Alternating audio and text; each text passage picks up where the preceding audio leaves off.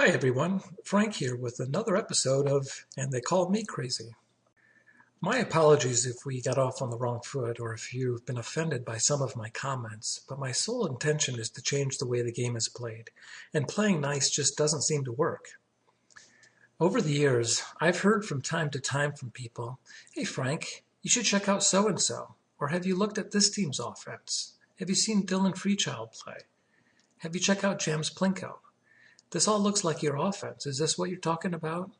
And invariably, I'm really disappointed with how far away these players are from where they could be or where they should be. In this video, I've broken down two such clips, and this will help me illustrate what I mean when I say there's a difference between give-and-go moves and what I call penetration. Both of these players have some pretty decent skills and some wicked moves, and I'd love to coach both of them, because both of them have the potential to run my offense. But this is a really good example of two players not only not exploiting the advantages gained over the defense, but being completely unaware of it.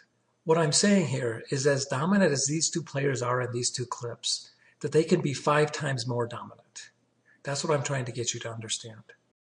In this first play, watch how Kurt does a give and go as soon as he catches the disc, and in doing so creates a scenario where you've basically got 2 defenders locked up on the sideline, with only 5 defenders left to guard the rest of the field. Now look at the result of his move, not in the context of the advantage he got over his defender, but as a whole, how much team advantage he's given his entire squad with this simple give and go move. Now this might look powerful to you, and it is, but what I'm saying is with the use of what I call compound tactics, this could be 5 times more powerful. A compound tactic is like a pick and roll in basketball or a play action pass in football. He could have run a couple of different plays here to really cripple the defense. He could have gotten the disc right back, run a misdirection play, and then immediately dished the disc back into the backfield. Or he could have run a play action pass, which I'll illustrate in a bit.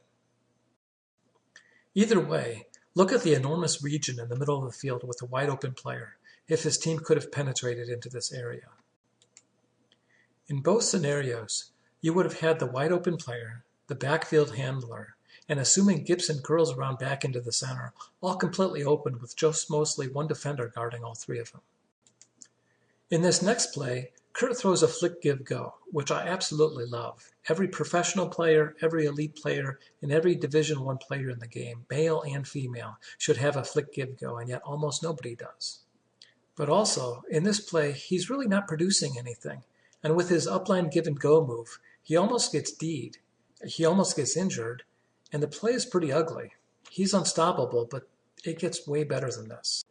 And now take a second to look at how the defense is completely on their heels when he initially catches the disc up the line. If he would have penetrated towards the center with the intention of dribbling off of his post player, the entire defense would have been completely compromised.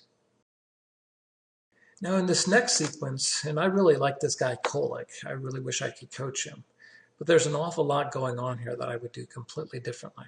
On this first pass, I would split the decision into 3 different plays. In other words, out of the same exact formation, I'd run 3 different sequences. The first play, which I would run maybe 30% of the time, would be to throw back to the original thrower and penetrate underneath him and his defender, getting the disc back on what would be a legal pick. The second option, which I would do maybe 20% of the time, would be to do exactly what he does, which is to run a give and go cross field to his other teammate.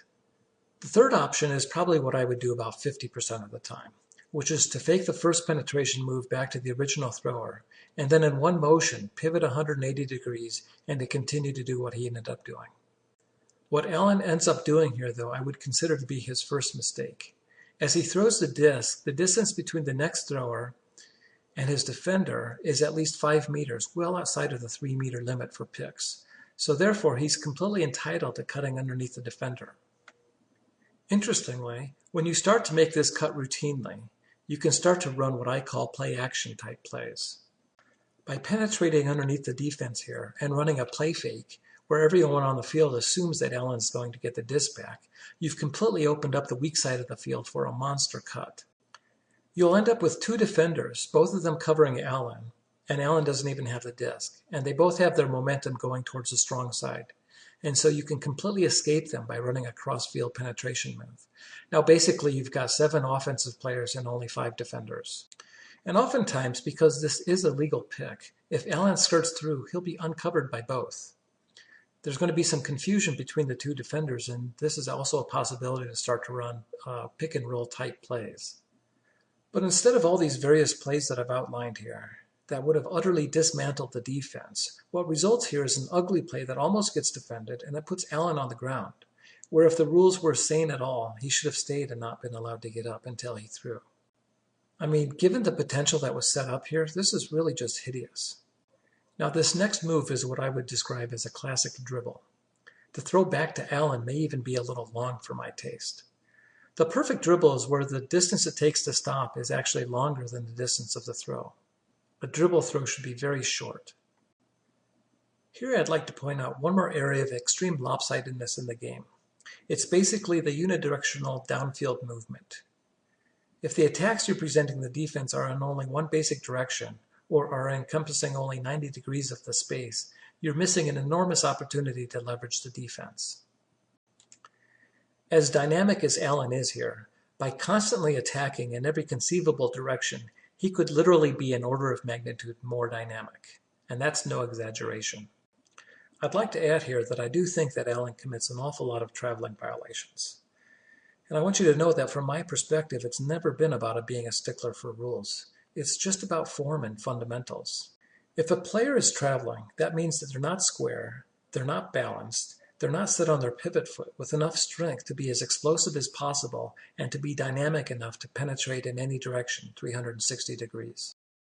All in all, I think both these guys do a great job here of running with the disc, and with a slight shift of their awareness and an intention placed on breaking down an entire defense, not just a single defender, they both could literally wreck the game.